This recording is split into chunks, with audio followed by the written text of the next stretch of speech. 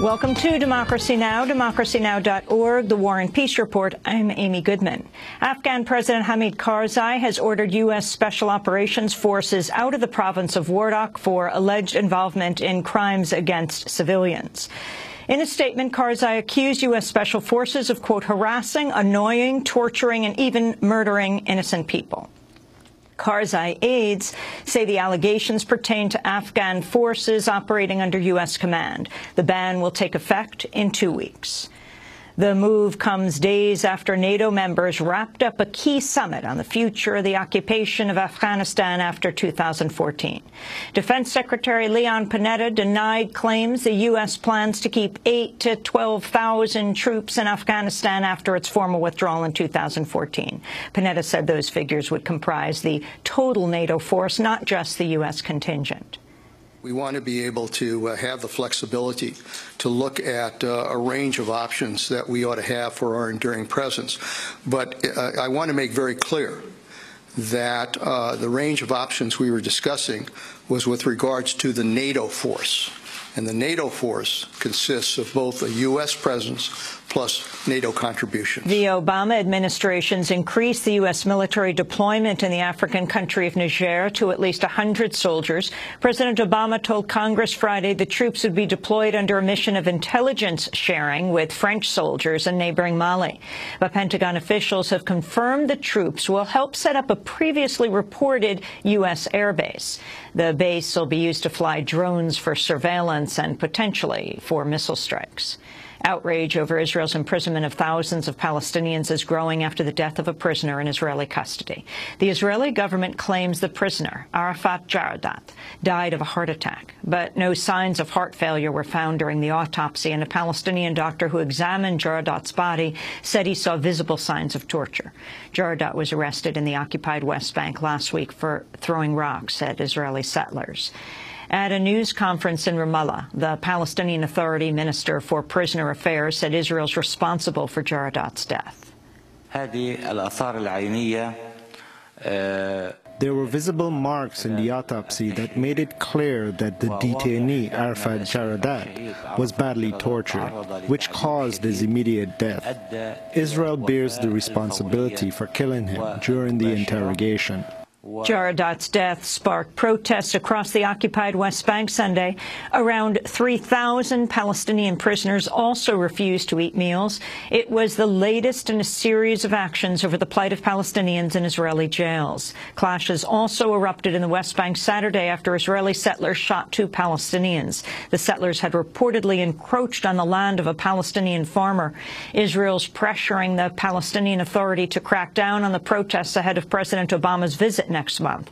An Israeli government statement says it's relayed to the PA, quote, an unequivocal demand to calm the territory.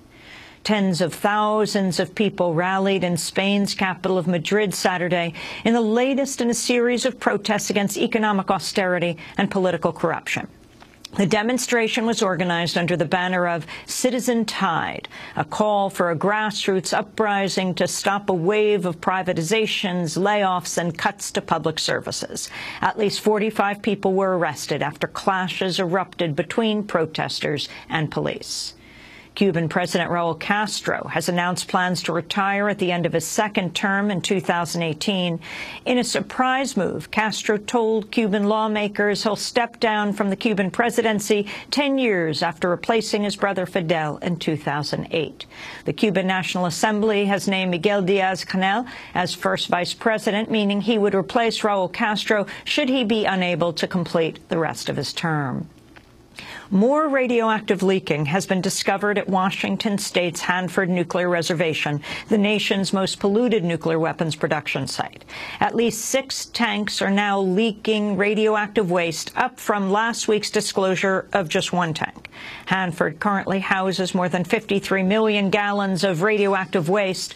Washington State officials insist the leak poses no immediate risk to public health. The oil giant BP squares off against the federal government in court today at a civil trial for damages arising from the 2010 Gulf of Mexico oil spill. The Wall Street Journal reports the Justice Department has considered offering BP an out-of-court settlement under which it would pay $16 billion. But BP has insisted on taking the case to trial in the face of what it calls, quote, demands that are excessive and not based on reality or the merits of the case. BP now faces fines of up to $21 billion for penalties under the Clean Water Act and payments under the Natural Resources Damage Assessment. In November, BP agreed to plead guilty to criminal charges and pay a $4.5 billion fine. The top Catholic leader in Britain has stepped down amidst allegations of homosexual behavior toward fellow church officials. Cardinal Keith O'Brien announced his resignation today after the disclosure 3 priests and a former cleric had launched complaints about him dating back 30 years. One of the complaints said O'Brien had made unwanted advances after a late-night drinking session. O'Brien has rejected the allegations, but in a statement he said, quote, for any failures, I apologize to all whom I have offended. O'Brien is well known for his outspoken views against homosexuality. He opposed same-sex marriage and once said LGBT people are, quote, captives of sexual aberrations. Cardinal O'Brien had planned on attending the upcoming conclave in Vatican City to select Pope Benedict's successor, but now says he won't be going. On Saturday, victims of church sex abuse gathered at a Los Angeles church to call on Cardinal Roger Mahony to also drop out of the conclave.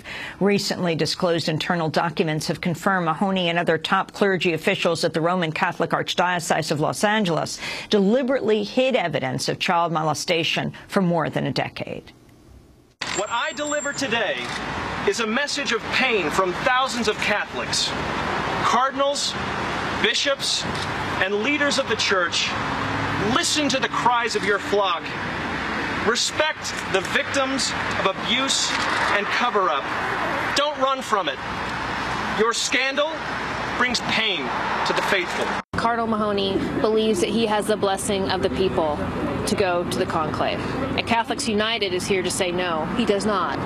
Victims are here to say you have conducted criminal activity. You should not be anywhere near the conclave, because we believe that whatever pope he votes for is going to continue a cycle of abuse and cover-up.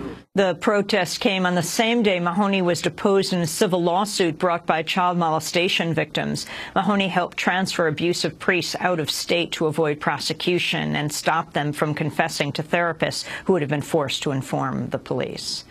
A public outcry has forced Yale University to suspend plans for a campus center to train special operations forces in interview techniques.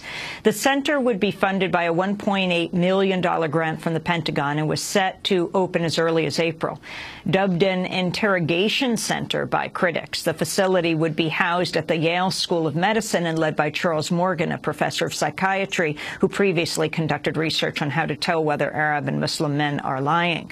But citing the need to avoid unethical treatment, as alleged by critics, Yale released a statement saying, quote, we are not moving forward on any such center until we have fully investigated all these issues raised. You can go to our website at democracynow.org for our story on the proposed center from Thursday's broadcast. A 3-year prosecution of the private military firm formerly known as Blackwater has ended in what critics are calling a slap on the wrist. Blackwater's reached a plea deal on an array of weapons charges, including illegal trafficking. They were accused of seeking to hide their weapons purchases and lying to federal officials. 3 Blackwater officials saw all charges dismissed, while 2 others were sentenced to 4 months of house arrest and a small fine. Blackwater had defended itself by claiming it purchased the illegal weapons at the behest of the CIA. Blackwater is now known as Academy. And a global day of action was held Saturday to mark Army Private Bradley Manning's 1,000th day behind bars. Manning's been held for nearly 3 years, including many months in solitary confinement, for allegedly passing on U.S. diplomatic cables to WikiLeaks. Rallies and events in support of Manning were held in more than 70 cities across the United States and around the world. And those are some of the headlines. This is Democracy Now!, democracynow.org, The War and Peace Report. Thanks so much for watching this report from Democracy Now!, your daily independent global news hour. We don't accept advertising or corporate funding, but rather rely on donations from viewers like you. Please make your contribution by visiting democracynow.org. We need your support today to keep bringing you this hard-hitting, in-depth reporting.